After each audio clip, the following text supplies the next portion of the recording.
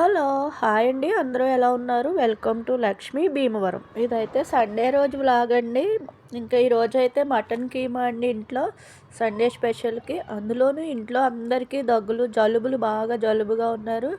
Mutton keema అయితే తీసుకొచ్చారు. Mutton కీమానైతే శుభ్రంగా కడిగేసి వడ చిల్లులు బుట్టలో వడకట్టాను. ఇంకా ఒక చిన్న కుక్కర్‌లో అయితే గనుక ఆయిల్ పోసి పచ్చిమిరపకాయలు, కొంచెం జీలకర్ర, 2 ఎండుమిరపకాయ ముక్కలు, ఒక 7, 8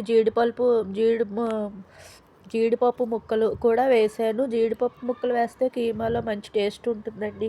తర్వాత అవి బాగా ఏగాక 2 పెద్ద ఉల్లిపాయల్ని క్రష్‌గా పెట్టి, ఆ ఉల్లిపాయ ముద్ద కూడా వేసి, నీరంతా ఎగిరిపోయి నూనె బయటకు వచ్చే వరకు వేగించాలి.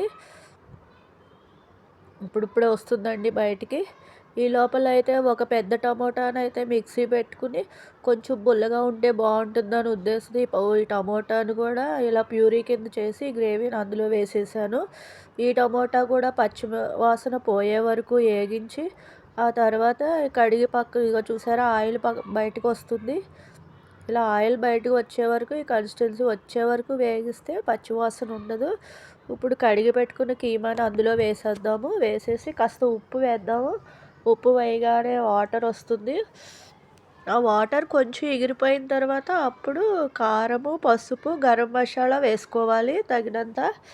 మీ మనకున్న కీమాని బట్టి దానికి తగినంత మనకు టేస్ట్‌కి తగ్గ ఉప్పు, కారం, పసుపు వేసుకోవాలి.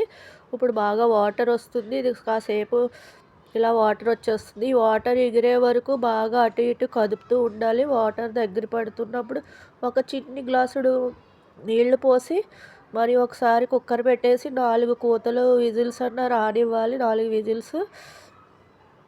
అప్పుడైతే కీమా ఇలా వస్తుంది. దీన్ని మళ్ళీ వాటర్ ఎగిరిపోయే వరకు దగ్గరికంటే ఎగిరిపెడితే ఈ కీమా మంచి టేస్ట్ ఉంటుంది. ఉంటే కొత్తిమీర జల్లుకుంటే బాగుంటుంది. నా దగ్గర కొత్తిమీర అయితే లేదు. ఇలాగా మటన్ కీమా అయితే ఇలా అయిపోయింది. దీన్ని పక్కన పెట్టేశాను. మరి కొంచెం మటన్లో మా అబ్బాయికి ములక్కాడలు అంటే బాగా ఇష్టం. మా ములక్కాడలతో వండాను. దీంతోపాటు రసం కూడా చేశాను. దానికి నిమ్మకాయ ముక్కలు కోసి పెట్టాను. రసంతో ఈ నిమ్మకాయ కీమాతో తింటే చాలా బాగుంటుంది. వేడిగా రైస్ అయితే వార్చాను. గంజి కావాల్సినప్పుడు వార్చుకుంటాను కదా, స్టీల్ గిన్నెలో అన్నం అయితే వార్చేశాను. దాని తర్వాత ములక్కాడలతో కీమా వండాను అన్నాను కదా, కాస్త కీమాని పక్కన పెట్టి సేమ్ అదే ప్రాసెస్లో వండాను. కాకపోతే ఇలా మగ్గినప్పుడు కానీ కీమా అయితే కొంచెం పక్కన పెట్టుకున్నాను కదా, ఇదేనండి.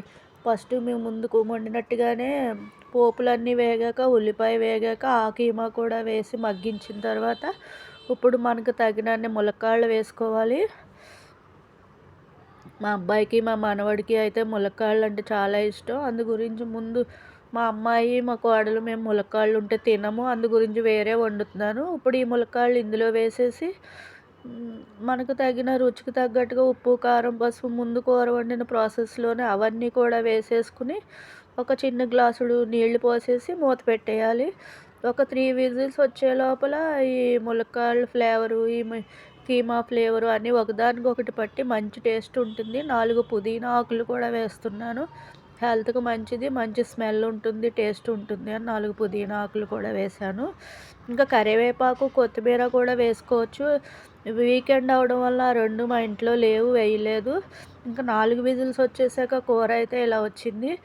ఇంకా జ్యూసీగా ఈ ములక్కాడల ఫ్లేవర్తో ఈ కర్రీ కూడా బాగుంటుంది. రోటీలోకి ఈ కర్రీ లూజ్గా ఉంటుంది కాబట్టి చాలా బాగుంటుంది. ఇప్పటికే 12 అయిపోయింది. ఇంకా మా మనవడికి, నాకు అన్నం పెట్టేసుకున్నాము. మేమిద్దరం ఉండలేము, 12 గంటలకే తినేస్తాము. ఇవాల్టికి ఇదేనండి. లైక్ చేయండి, షేర్ చేయండి, కామెంట్ చేయండి. Thank you. బాయ్.